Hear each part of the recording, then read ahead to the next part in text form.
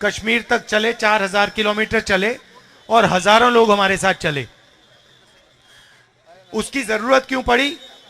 क्योंकि जो मीडिया है वो 2-3 बड़े उद्योगपतियों के हाथ में है, वो पूरी की पूरी उनके कंट्रोल में है, तो जो जनता के मुद्दे हैं वो उठाते नहीं है।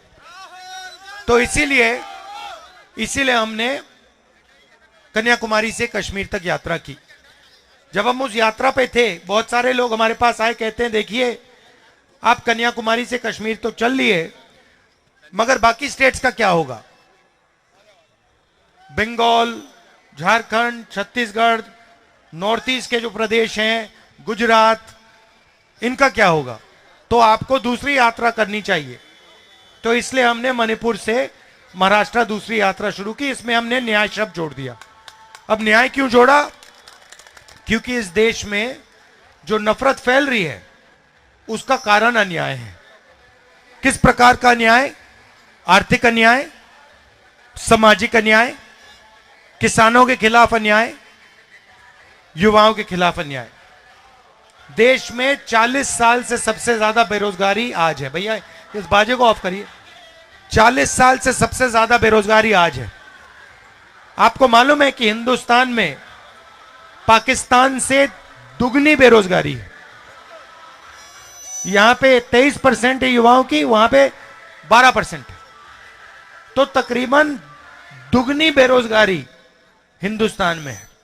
बांग्लादेश से ज्यादा है, भूटान से ज्यादा है। क्यों? क्योंकि नरेंद्र मोदी जी ने जो छोटे उद्योग हैं, छोटे व्यापारी हैं, छोटे बिजनेसेस हैं, उन सब को खत्म कर दिया। कैसे? जीएसटी और नोटबंदी से। तो इससे भयंकर बेरोजगारी फैली है। दूसरा अन्याय सामाजिक अन्याय। इस देश में पिछड़े लोग कितने हैं? 50%। आदिवासी कितने हैं? 8%। दलित कितने हैं? 15%। कितना होता है? 73 होता है। अब आप देखो, मीडिया की बड़ी बड़ी कंपनी की लिस्ट निकालो, मालिकों की लिस्ट निकालो, 73% में से आपको वहां एक आदमी नहीं मिलेगा। मालिकों की लिस्ट में आपको एक कुशवाहा नहीं मिलेगा, एक माझी नहीं मिलेगा, एक यादव नहीं मिलेगा, एक दलित नहीं मिलेगा, एक आदिवासी नहीं मिलेगा। मीडिया के मालिकों की लिस्ट निकालो, 73% में से आपको एक आदमी वहां नहीं मिलेगा। 650 हाईकोर्ट के जज हैं हिंदुस्तान में। 73% आबादी के पास 100 हैं। ठीक है? हिंदुस्तान को 90 सबसे बड़े ब्यूरोक्रेट चलाते हैं, आईएएस अफसर। वो पूरे बजट को बांटते हैं। 73% आबादी के 3 ओबीसी, 3 दलित और 1 आदिवासी। और अगर आप बजट को देखें तो 6% बजट ये लोग देखते हैं। 73% जनता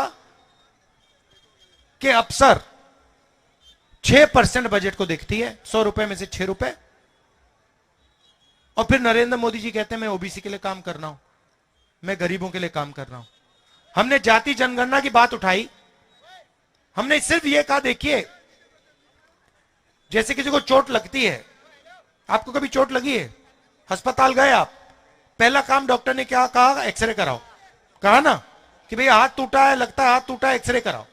तो हमने कहा कि भैया हिंदुस्तान का एक्सरे करा देते हैं, जाति जनगणना करा देते हैं, पता लग जाएगा पिछड़े कितने, दलित कितने, आदिवासी कितने, गरीब कितने, कितना धन कितना किसके हाथों में है। अब इसका तो किसी को इतराज नहीं हो सकता, किसी को इतराज नहीं हो सकता कि हम कह रहे हैं भैया देश का एक्सरे कराओ, पता लगाओ धन किसके हाथ में है, पूरे के पूरे एसेट्स किसके हाथ में, अदानी के हाथ में कितना है, गरीब जनरल कास्ट के हाथ में कितना है, पिछड़ों के हाथ में कितना है, दलितों के हाथ में कितना है। नरेंद्र मोदी जी कहते हैं नहीं, हिंदुस्तान में तो कोई जात ही नहीं है, 2 ही जात है, एक गरीब है, एक अमीर है। अच्छा, अगर 2 ही जात है तो फिर आप ओबीसी कैसे हो गए? पहले आप कहते थे हम ओबीसी हैं, हम ओबीसी हैं, हम ओबीसी हैं। अब हमने एक्सरे की बात की, जाति जनगणना की बात की, आप कहते हो भैया इस देश में तो ओबीसी है ही नहीं, पिछड़े है ही नहीं। सिर्फ 2 जात हैं। क्यों? क्योंकि आप डरते हो, आप नहीं चाहते हो कि देश की सच्चाई 73% को पता लग जाए। प्राइवेट कॉलेजेस देख लीजिए, उनके मालिक देख लीजिए, 73% में आपको वहां एक नहीं मिलेगा। अस्पतालों के मालिक देख लीजिए, उधर 73% का आपको एक नहीं मिलेगा। तो कहा जाता है कि आपको भागीदारी दी जा रही है। नरेगा की लिस्ट निकालो भैया, डिस्टर्ब मत करो, नरेगा की लिस्ट निकालो आप, ठीक है, मजदूरों की लिस्ट निकालो, उसमें आपको 73% दिख जाएंगे। ये जो सड़क बनाते हैं इनकी लिस्ट निकालो, इनकी लिस्ट में आपको सब दिख जाएंगे। यहां आपको पिछड़े दिख जाएंगे, दलित दिख जाएंगे, आदिवासी दिख जाएंगे। तो मैं सिर्फ यह कह रहा हूं कि अगर मजदूरों की लिस्ट में 73% दिख सकते हैं तो बड़े बड़े उद्योगपतियों की लिस्ट में क्यों नहीं दिख सकते? स्कूल कॉलेज की लिस्ट के मालिक में क्यों नहीं दिख सकते? इन्होंने क्या गलती की है? इनमें क्या कमी है? और ये 73% है। इनको आपने कहा, पहले क्या होता था? पहले इनके लिए रास्ता बनता था। कैसे बनता था? पब्लिक सेक्टर हुआ करता था। आपको याद होगा BHEL, HEL ये सब कंपनियां थी, सरकारी नौकरियां लगती थी, इसमें इन लोगों का रास्ता बन जाता था। अब क्या कर रहे हैं? पूरा का पूरा प्राइवेटाइज कर रहे हैं। HL के जो कॉन्ट्रैक्ट है वो अदानी जी को दे रहे हैं। अग्निवीर योजना लागू कर दी। पहले युवा ट्रेनिंग करते थे, सुबह उठते थे, सेना में जाते थे, पेंशन मिलती थी, गांव में इज्जत मिलती थी, कैंटीन मिलती थी, शहीद हो जाता था, शहीद का दर्जा मिलता था, रिस्पेक्ट मिलती थी, आदर मिलता था। सब लोग कहते थे देखिए ये जवान था, ये शहीद हुआ, इसने अपने देश के लिए अपनी जान दी। अब अग्निवीरों को शहीद का दर्जा नहीं दे रहे, कैंटीन नहीं दे रहे, पेंशन नहीं दे रहे। तो 2 लड़कों को एक साथ खड़ा कर रहे हैं। एक को ट्रेनिंग मिलेगी, पूरी ट्रेनिंग मिलेगी, 4 में से एक को पूरी ट्रेनिंग मिलेगी और 3 को सही ट्रेनिंग भी नहीं मिलेगी, 6 महीने की ट्रेनिंग मिलेगी। अगर वो शहीद हो गया, अग्निवीर शहीद हो गया, उससे कहेंगे भैया, उसके परिवार से कहेंगे देखिए ये तो शहीद ही नहीं है, वो है शहीद, वो जो अग्निवीर नहीं है वो है शहीद। ये अग्निवीर तो शहीद ही नहीं हुआ, इसको ना हम कैंटीन देंगे, ना इसको पेंशन देंगे। तो ये सारे के सारे रास्ते एक के बाद एक 73% के लिए बंद किए जा रहे हैं। तो यही मैं आपके सामने रखना चाह रहा हूं। मेरे मुताबिक यह अन्याय है, आपके खिलाफ। इसलिए मैं आपके सामने यह बात रख रहा हूं कि अगर हमें देश को मजबूत करना है तो 73% जो आबादी है उनको कहीं ना कहीं तो रास्ता मिलना चाहिए। ठीक है, शायद मान लीजिए आप कहें कि भैया नहीं, राहुल गांधी गलत बोल रहा है, हमें हिंदुस्तान की सबसे बड़ी कंपनियों के मालिक नहीं बनना। पता नहीं आपको लगे, आप शायद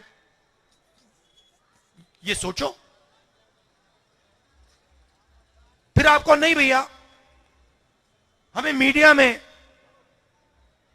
मीडिया के मालिकों की लिस्ट में हमें नहीं चाहिए। तो फिर होगा क्या, मैं बताता हूं आपको। आपका क्या मीडिया में कोई भी मुद्दा उठता है? कभी आपने देखा मीडिया में, कभी आपने देखा कि भाई किसानों की बात हो रही है, मजदूरों की बात हो रही है? कभी आपने देखा? क्यों नहीं?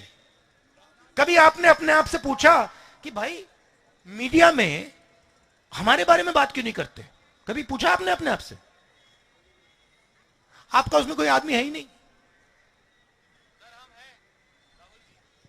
आप रिपोर्टर है भैया, आपकी क्या चलती, कहां चलती है? नहीं, आप बीबीसी में काम कर रहे हैं, मगर आपकी थोड़ी चलती है। आप रिपोर्टर हैं छोटे से, आप मालिक थोड़ी हो। आपका नाम क्या है? हाँ, रवि। आप रावी, हाँ, आप मुझे बताओ, आपने बीबीसी में अग्निवीरों की बात की? अच्छा, और बीबीसी अदानी की कंपनी है क्या? किसकी है?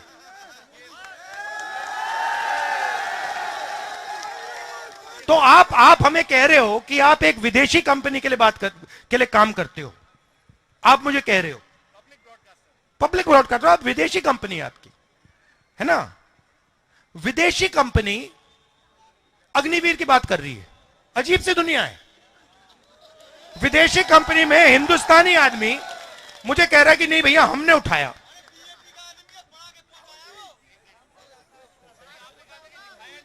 नहीं नहीं नहीं, आप विदेशी कंपनी, हाँ करता है बीजेपी का। ये बीजेपी का कार्यकर्ता नहीं होगा ये। नहीं, मगर मेरा कहना है, देखिए मजे की बात देखिए, मजे की बात देखिए, विदेशी कंपनी बीबीसी अग्निवीर का मुद्दा उठा रही है, मगर हिंदुस्तान की कोई भी मीडिया की कंपनी अग्निवीर का मुद्दा नहीं उठा रही। क्यों? क्योंकि हिंदुस्तान की कंपनियां अदानी जी जैसे 2-3 उद्योगपति के हाथ में है। तो मेरा कहना है कि आपकी बात, आपकी आवाज मीडिया में नहीं उठाई जाती। ठीक है, अब बात करते हैं लीगल सिस्टम की, कोर्ट की। ठीक है, 650 हाईकोर्ट के जज हैं, उसमें 73%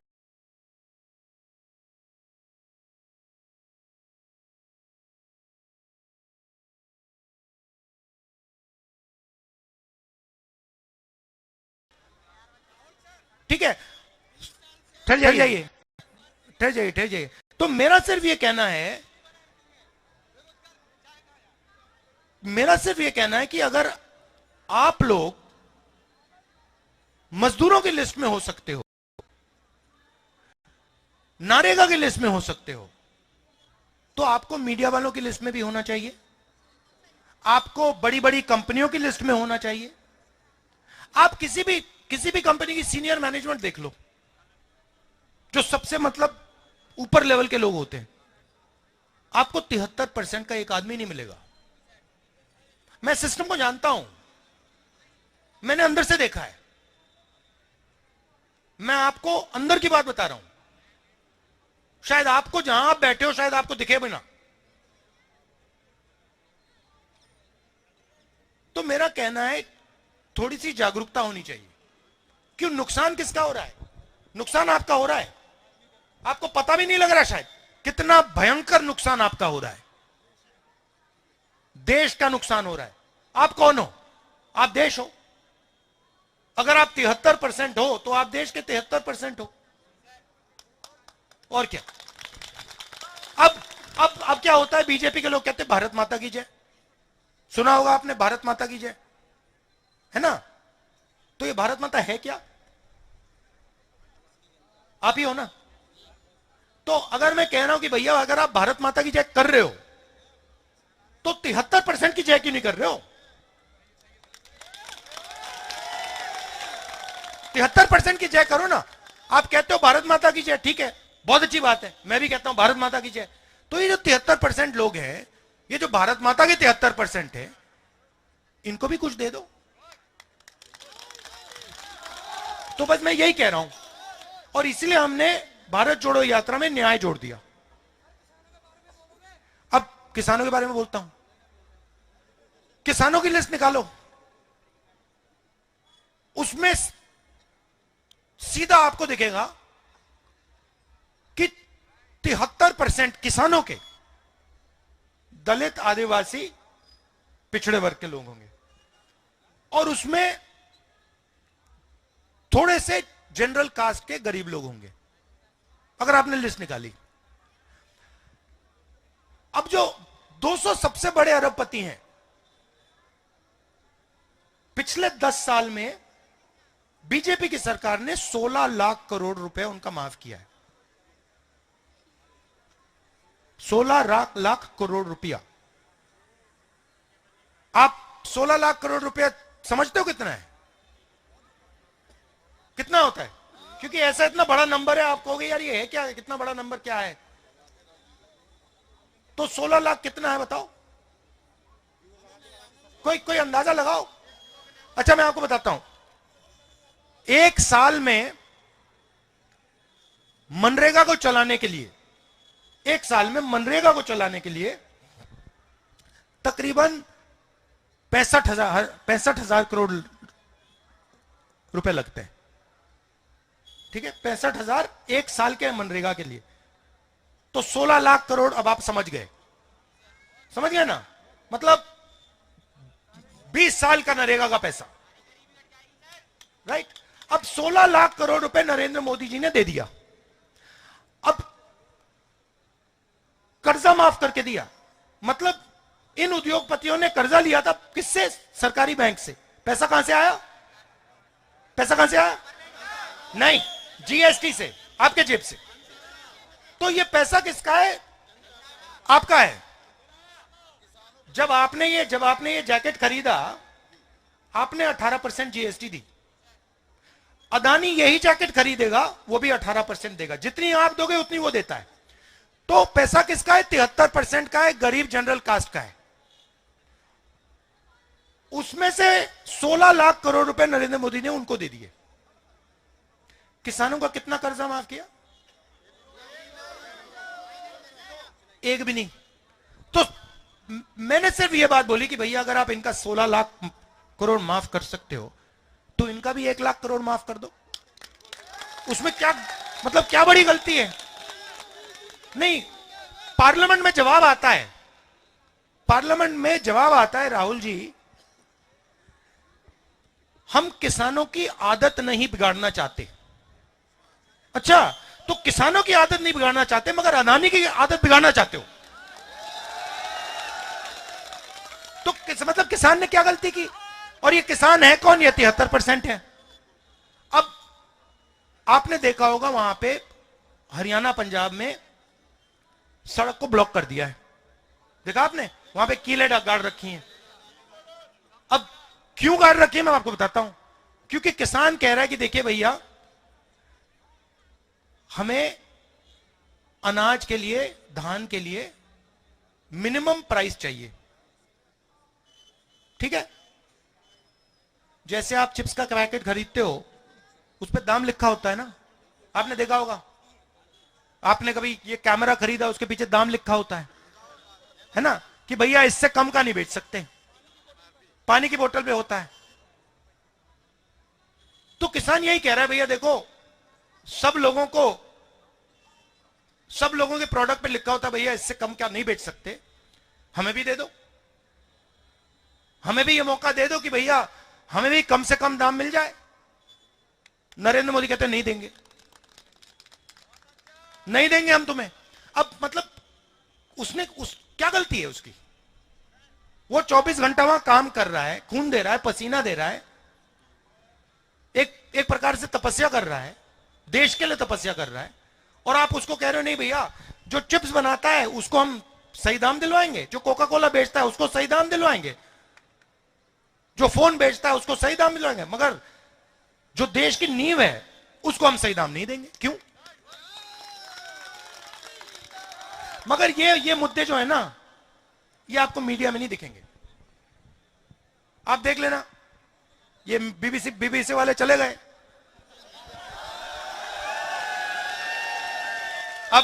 अब राहुल गांधी जो बोल रहा है वो कैसे दिखा सकता है? अब वो क्या कहेगा, आप देखा, अब जाएगा टीवी पे, आप देखेंगे अंबानी जी के बेटे की शादी हो रही है, आप देखना वहां पे धूमधाम से, मतलब मजा आ रहा है, दुनिया के लोग आ रहे हैं, सेल्फी ली जा रही है, और आप लोग यहां पे भूखे मर रहे हो। तो यही सच्चाई है, ये मैं आपके सामने रखना चाहता था। आपने इतने प्यार से मेरी बात सुनी, इसके लिए दिल से धन्यवाद। न्याय का हक मिलने तक।